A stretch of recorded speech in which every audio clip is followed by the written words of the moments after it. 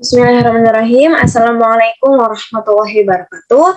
Perkenalkan kami dari kelompok 1, yaitu dengan saya sendiri, Nur Fauzia Fadilawati, dengan partner saya yaitu Kurnia Tri Astuti. Di sini kami akan membahas bab 2, yaitu tentang desain pembelajaran tematik.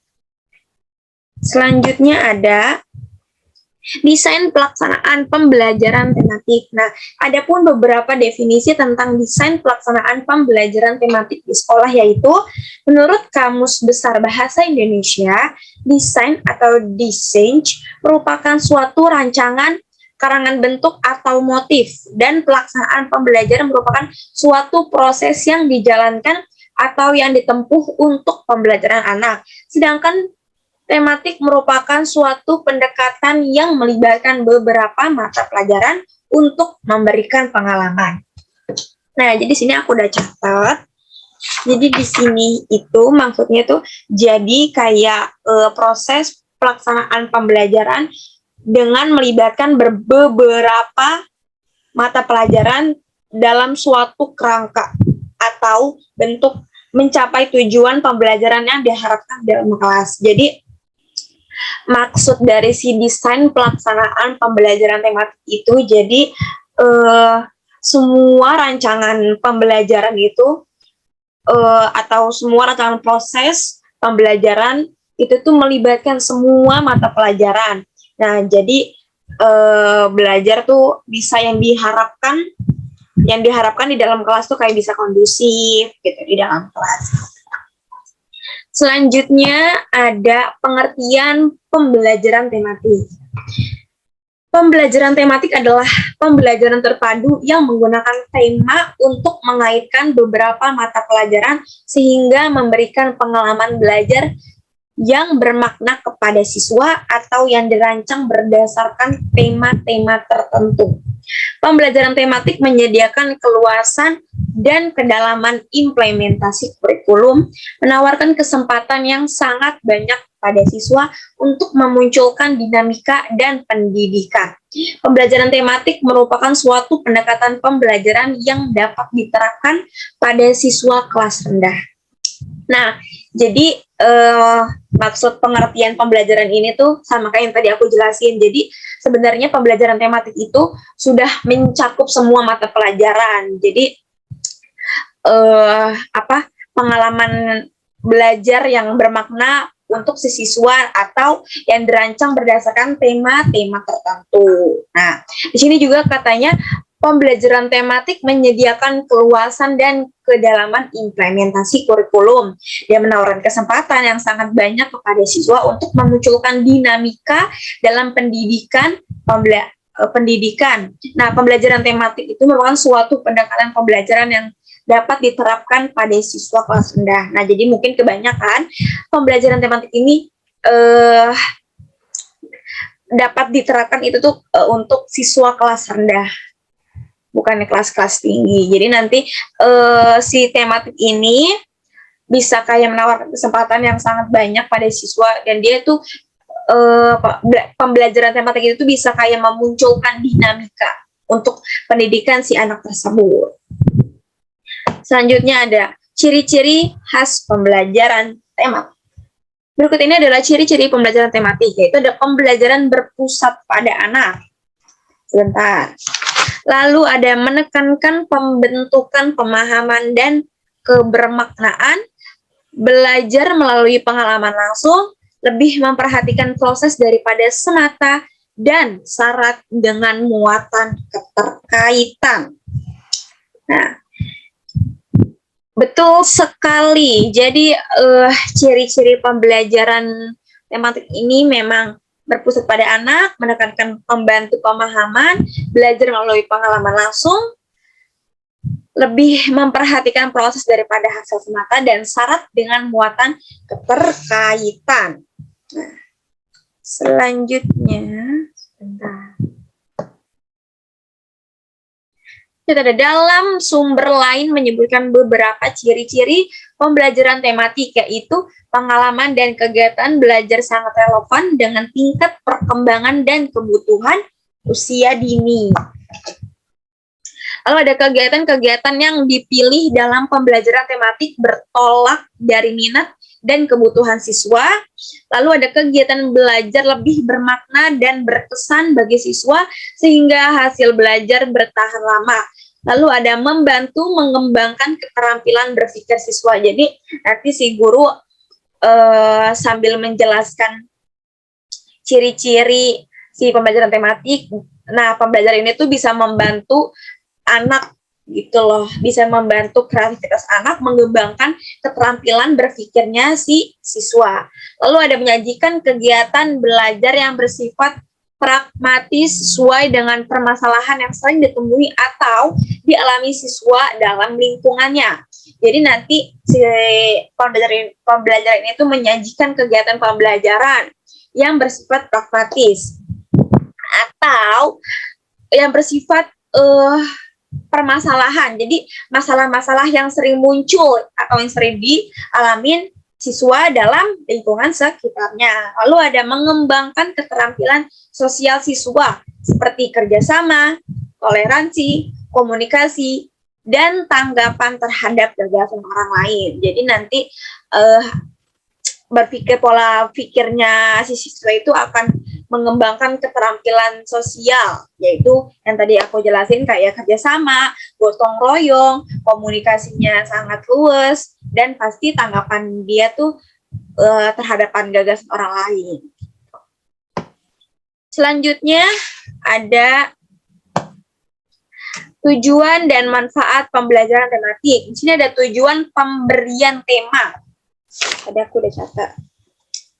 Di sini ada tujuan pemberian tema, yaitu ada menyatukan isi kurikulum dalam satu kesatuan yang utuh. Lalu ada memperkaya kosakata. Terus ada kegiatan pembelajaran dikembangkan dari hal-hal yang paling dekat dengan anak, sederhana serta menarik minat bayi.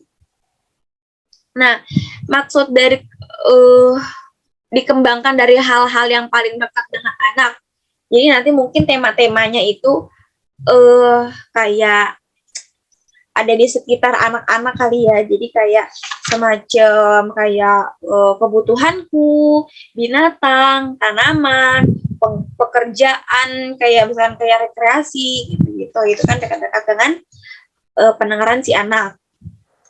Lalu ada mengenal konsep serta mudah dan jelas. Nah, nanti berarti konsep yang dibuat kita dalam pemberian tema itu harus mudah diucapkan anak, mudah diingat dengan anak, mudah dipahami dengan anak, tapi harus dengan yang jelas juga. Lalu ada memudahkan anak untuk memusatkan perhatian pada satu teman. Maksud dari memudahkan anak untuk memusatkan perhatian pada teman, jadi itu maksudnya anak tuh dapat, maksudnya tuh jadi itu kayak anak tuh untuk bisa belajar cepat mungkin, jadi dia bisa memusatkan perhatian pada satu teman, jadi mungkin nanti berkelompok gitu. Selanjutnya ada anak dapat mempelajari pengetahuan dan berkembang. Lalu ada pemahaman materi lebih mendalam, berkesan sehingga belajar sangat terasa tuh sangat bermakna gitu loh.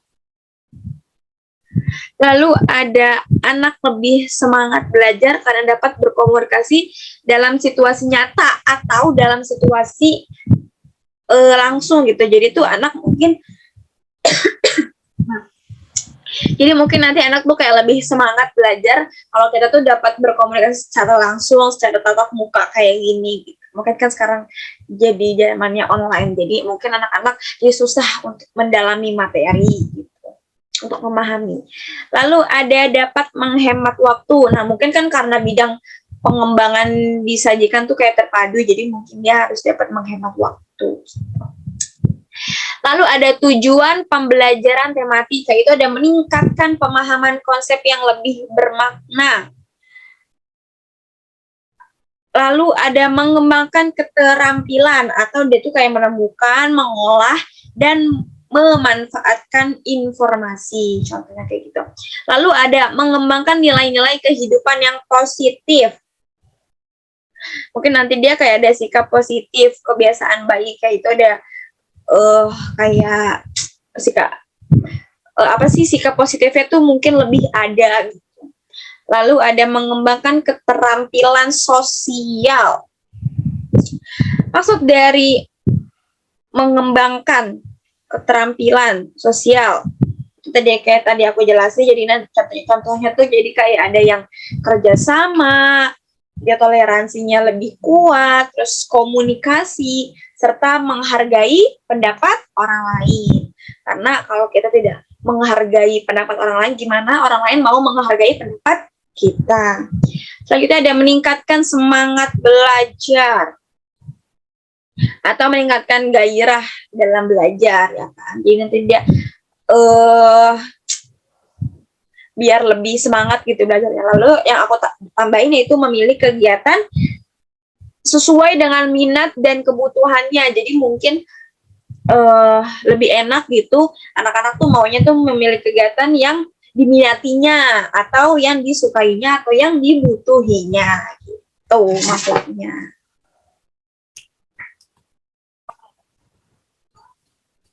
Adapun di sini manfaat pembelajaran tematik antara lain sebagai berikut. Yang pertama, banyak topik-topik yang tertuang. Maksudnya banyak materi-materi yang tertuang dalam beberapa mata pelajaran yang mempunyai keterkaitan konsep sehingga pembelajaran menjadi lebih bermakna dan utuh. Lalu pada pembelajaran terpadu memungkinkan siswa memanfaatkan keterampilan yang dikembangkan dari mempelajari keterkaitan antar mata pelajaran. Maksudnya di sini peserta didik dapat mempelajari pengetahuan dan mengembangkan berbagai kompetensi beberapa mata pelajaran dalam tema yang sama. Lalu juga ada pembelajaran terpadu melatih siswa semakin banyak membuat hubungan inter dan antar mata pelajaran. Maksudnya di sini pembelajaran tematik melatih peserta didik untuk semakin banyak membuat hubungan beberapa mata pelajaran sehingga mampu memproses informasi dengan cara yang sesuai daya pikirnya dan memungkinkan berkembangnya jaringan konsep. Lalu ada juga pembelajaran terpadu membantu siswa dapat memecahkan masalah dan berpikir kritis. Di sini si peserta didik mudah memusatkan perhatian karena beberapa mata pelajaran dikemas dalam satu tema yang sama. Jadi pembelajaran terpadu membantu siswa dapat memecahkan masalah dan berpikir kritis. Lalu ada juga daya ingat atau retensi terhadap materi. Jadi pada proses pembelajaran tematik ini siswa dapat mengingat dan juga menerapkannya dalam kehidupan sehari-hari. Lalu juga dalam pembelajaran terpadu, transfer pembelajaran dapat mudah terjadi. Maksudnya di sini dalam pembelajaran tematik kita bisa juga belajar tidak melalui bisa dengan lingkungan. Nah, contohnya misalnya temanya tentang lingkungan. Kita bisa beradaptasi langsung dengan lingkungan yang ada di sekitar kita.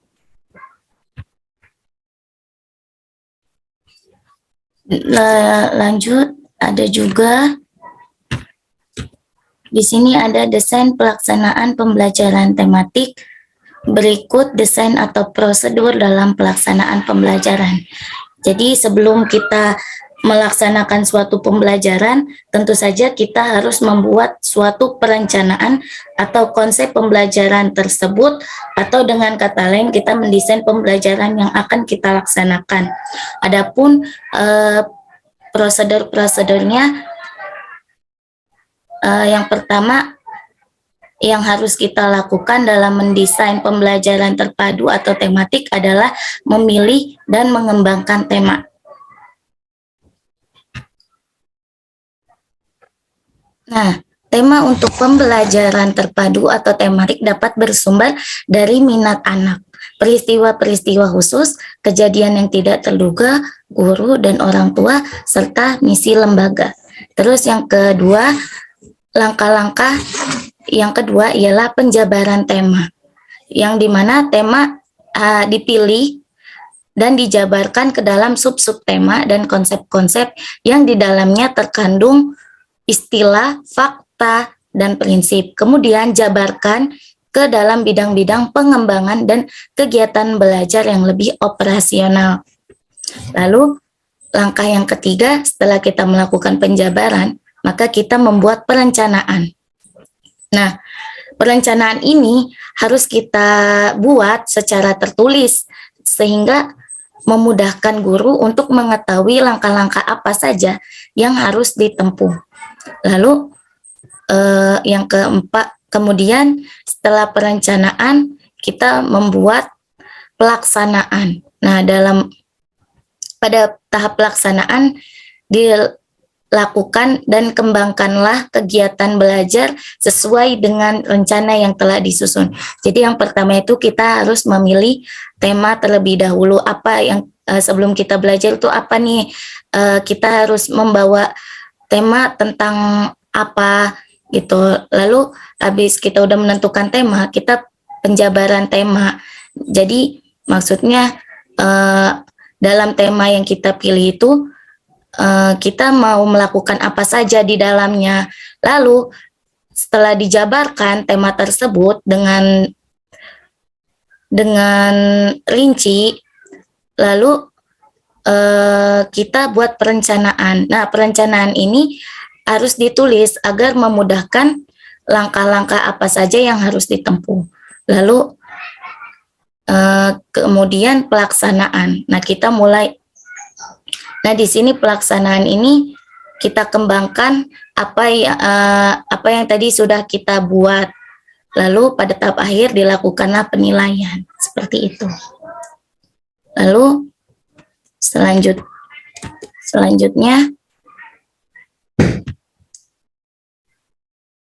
ada, nah, di sini ada contoh tema yang dapat dikembangkan dalam pelaksanaan pembelajaran tematik pada sekolah dasar. Nah, tema-temanya di sini ada diri sendiri, lingkunganku, kebutuhan, binatang, tanaman, rekreasi, pekerjaan, air, udara, dan api, alat komunikasi, tanah airku, dan alam semesta. Nah, di sini inilah contoh tema yang dapat dikembangkan dalam pelaksanaan pembelajaran tematik pada anak sekolah dasar. Nah, di sini ada juga selanjutnya ada pengembangan silabus. Nah, silabus merupakan seperangkat rencana dan pengaturan kegiatan. Di sini terdapat beberapa komponen utama dalam setiap silabus. Antara lain ada standar perkembangan atau kompetensi, perkembangan kompetensi dasar, hasil belajar, dan indikator.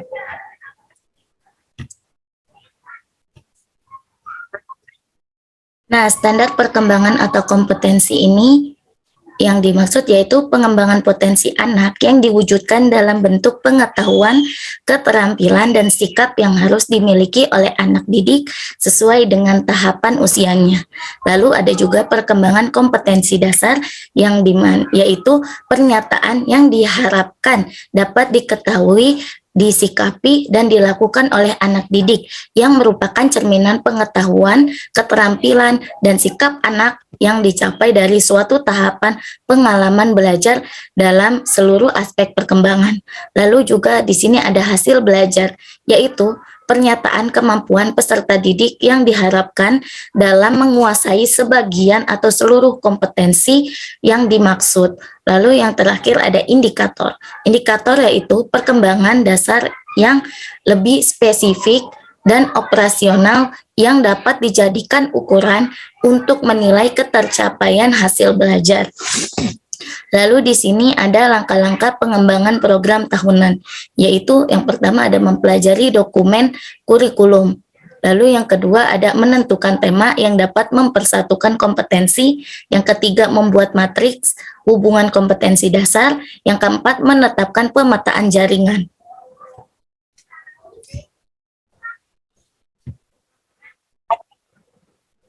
Nah, langkah-langkah pengembangan program tahunan ini merupakan program pembelajaran yang dipetakan berisi jaringan tema, bidang pengembangan, kompetensi dasar, hasil belajar, dan indikator yang disusun secara urut dan sistematis, alokasi waktu yang diperlukan untuk setiap jaringan tema, dan sebarannya ke dalam semester 1 dan 2. Lalu,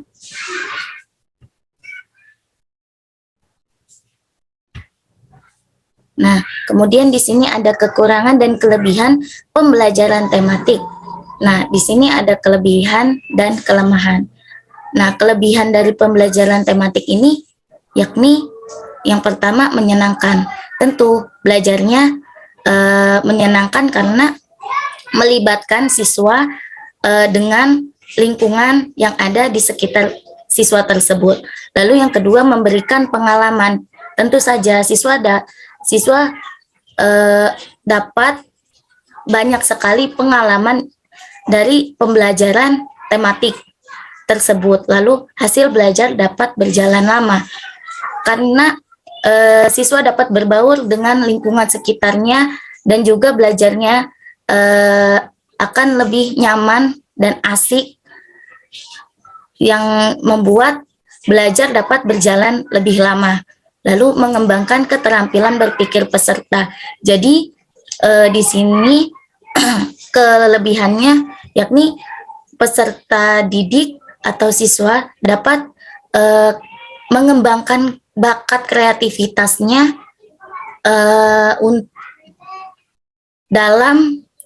di dalam lingkungan sekitar mereka, lalu menumbuhkan keterampilan sosial, lalu memiliki sikap toleransi, lalu menyajikan kegiatan.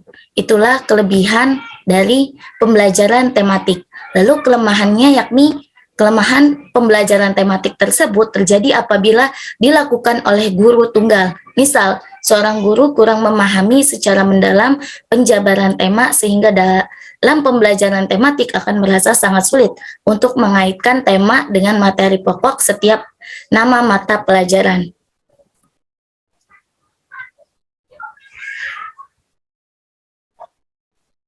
Nah, di samping itu juga, jika skenario pembelajaran tidak menggunakan metode yang inovatif,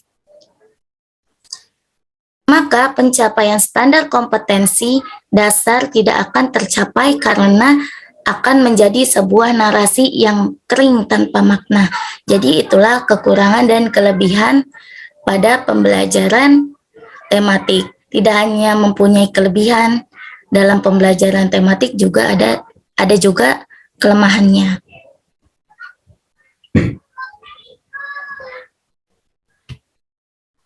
Mungkin itu saja, cukup sekian dari kami, kurang lebihnya mohon maaf. Billahi taufik wal hidayah. Summa salam. Assalamualaikum warahmatullahi wabarakatuh. Terima kasih.